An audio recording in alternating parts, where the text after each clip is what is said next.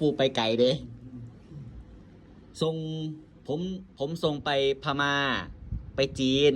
โอ้ ไปโอ้ออกไกลเด้อปู ไปจีนไปมาเลเด้ไปไต้หวันล่ะเด้ โอ้ โอ้ใช่ลูกศิษย์ทางไกลเด้อปู ใกล้ สิได้บอกว่าเขาหูเหลืองอยู่ป่ะปู โอ้ถ้าเพิ่นเดี๋ยวมาเนาะซอยวัดซอยว่าเฮา ไอ้เพิ่นถมทีบ่ครับปู ผม นาโบสถ์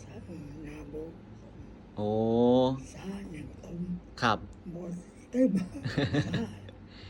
ยังหลายเนาะปูยังขาดอีกหลายเนาะครับ ยังหลาย ครับ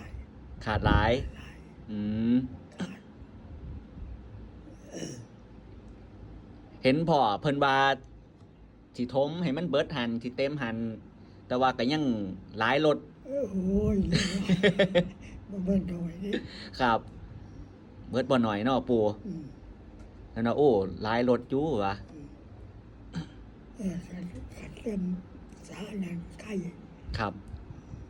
คนไหนบอกว่ามันเสมอมาแล้ว คันเต็มหันนี่กว้างเลยเนาะปู